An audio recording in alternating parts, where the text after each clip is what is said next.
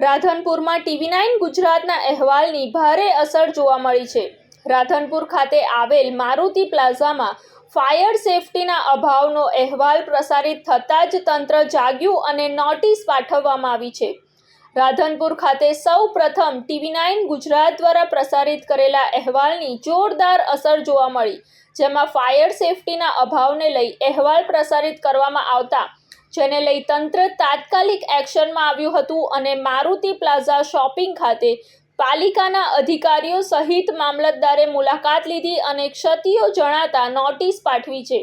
રાજકોટમાં બનેલી દુઃખદ ઘટના બાદ તેના પડઘા સમગ્ર રાજ્યમાં પડી રહ્યા છે, ત્યારે અલગ અલગ શહેરોમાં જે રીતે ફાયર વિભાગ દ્વારા જે કામગીરી કરવામાં આવી રહી છે, તેવી જ રીતે ગંભીરતાથી TV9 ગુજરાત પણ સરકાર અને જે તે અધિકારીઓને જ્યાં ફાયર સેફટીનો અભાવ હોય તેની જાણકારી આપી રહ્યું છે।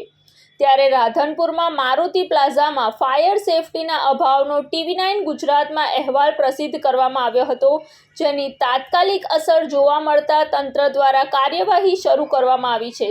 રાધનપુર શહેરમાં અનેક હોટલો, રેસ્ટોરન્ટ અને માર્કેટો પણ આવેલી છે, તેના કારણે આગ લાગવાની ઘટનાઓ પણ સતત બનતી રહે છે। ત્યારે રાજકોટ જેવી ઘટના ક્યાંય ન બને અને લોકોના જીવ ન જોખમાય તેના અનુસંધાને રાધનપુરમાં TV9 ગુજરાતે પ્રથમ અહેવાલ પ્રસિદ્ધ કર્યો હતો।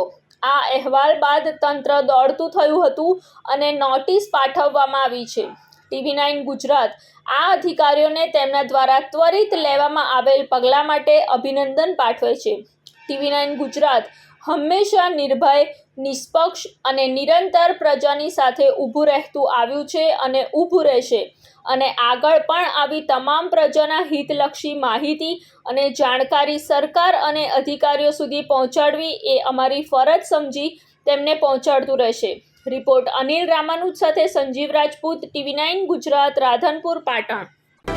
જોતા રહો TV9 ગુજરાત, નિર્ભય, નિષ્પક્ષ, નિરંતર।